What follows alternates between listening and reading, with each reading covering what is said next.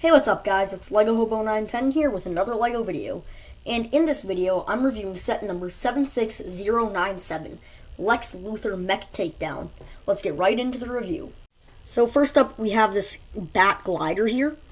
And the wings are on hinges, except they can't go too far, because it'll still break off because of running into these pods back here, which are on ball joints. And they have two of these kind of flame pieces. I'll show you a bit more of them, some more in detail later on.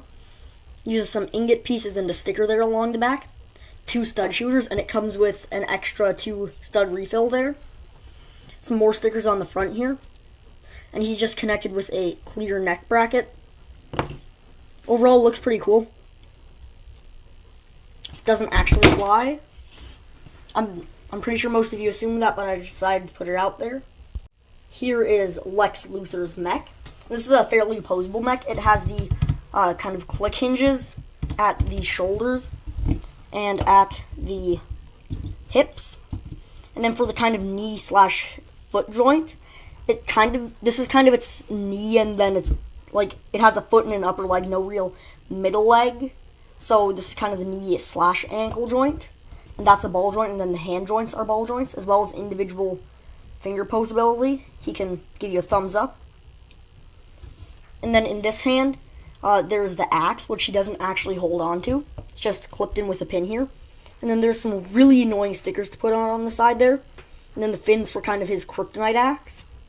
And that just goes right in there, and then you close the fingers to make it look like he's actually holding it. And he can walk on one leg fairly easily, sometimes kind of tippy because of those ball joints. But the click joints help hold it strong. So he can fairly easily stand on one leg and stomp around, raise his hands. Fairly posable. It's a bit hard to balance sometimes, but once you get it, it stays real well. And then this mech relies on a lot of stickers, though I already showed you those two. There's these two along here, and then those two there as well. The back doesn't look as good. It does have these two kind of fuel pods or jet boosters on some ball joints there. And then he has this kind of power canister thing, which for the line that he came in, there's 3 sets, and each set comes with one of these canisters. This one has the green on it. Then there's also room to clip one on that shoulder and on the top of the axe. Then he has a big stud shooter along the top. You just turn this to fire him off, and it comes with a full 6 stud reload. And then also, if things start getting hairy, he can eject out of the cockpit here. It's just clipped on there, using a clip going into the ratcheted joint, which isn't really that, like, it kind of bends the pieces a bit. It's a bit of an odd connection, but then some pins slide in there, and it stays fairly secure until you want to take it out. It's especially more secure once you put the stud shooter above it like that, and then he can just pop out. Also on the mech there are these things with the holes, so you can kind of connect Firestorm's fire flying pieces or some of the poles in to make it look like he's shooting it or flying around it. And then there's also some on the legs, and you can connect the bat glider to it as well. So here's a bit of a closer look at the pod, and this can open up through the windshield. Also the side panels can open, so you can fully get him out. Or you could use these side panels as kind of wings, so he can fly away with it. Or as things to slow him down as he falls. He can then deploy these to create some more air resistance and slow him down as he falls. They use some gun pieces along the bottom there for a bit of detail. The back is kind of bland, but then again, most of the time it's going to be squished up against the mech.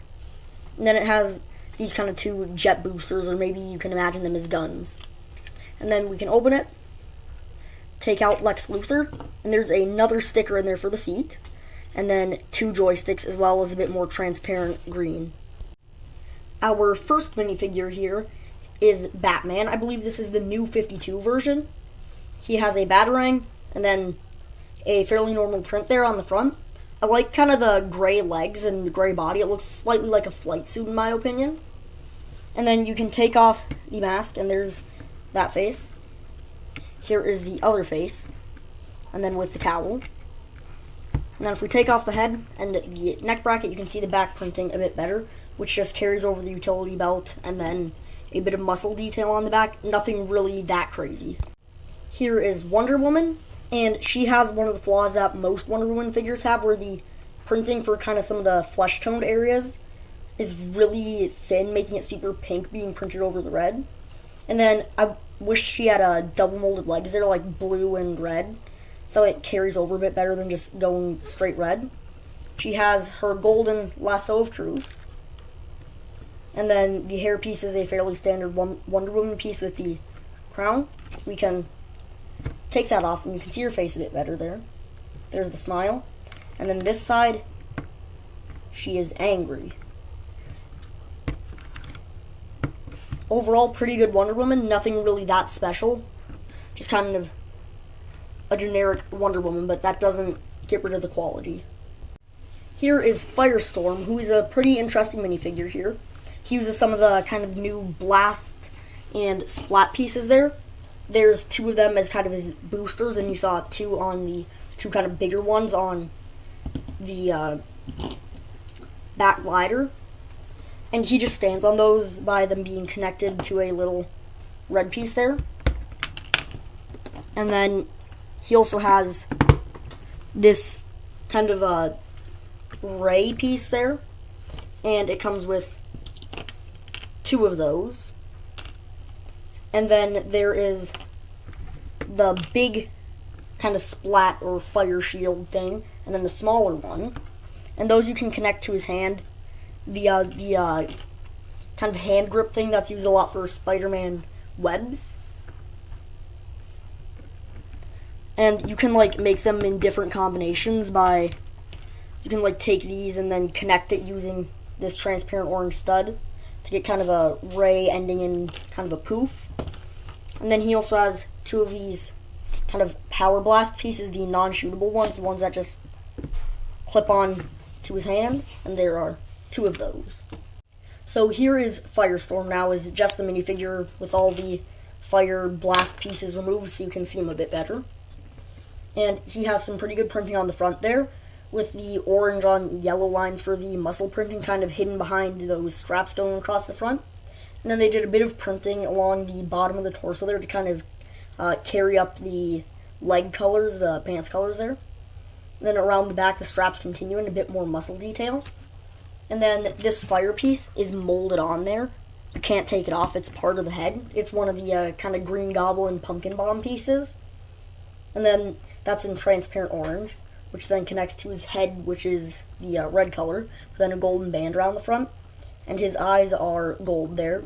And then his facial expression is just a bit of a smile. There's nothing really unique about the face. Everything else is really cool, especially the use of the kind of pumpkin bomb piece in an actual minifigure as an actual head instead of just a bomb. Overall, really cool minifig.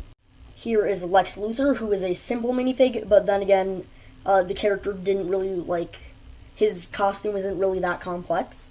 He has a lot of armor detailing in there, with little black lines, and then kind of a yellow arc reactor type thing, and then kind of purple towards the belly.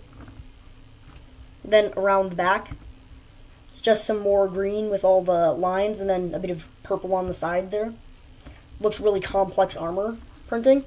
But then since there is no printing on the legs, it makes him look kind of a lot more bland than he would be if they did some printing. And then just a fairly standard face. I'm pretty sure that's used in all sorts of minifigs and not just Lex Luthor with the scowl there. Here is Cheetah, and she is carrying a brown spear piece as her weapon. And then she has the ginger hair there, and if we take that off, you can see her face a bit better, which is kind of a snarl. And then the other face is a bit of a devilish grin. And then she has this piece which just goes between the legs and the torso piece. For the tail, this is used on all sorts of series minifigures and such. There is no leg printing. A bit of torso printing there for her top. And then kind of some brown cheetah spots, and then that just carries around to the back. Overall, this is a really cool set. The mech is great, and the glider is a bit of a neat addition, as well as many unique and good-looking minifigs. That's all, and peace.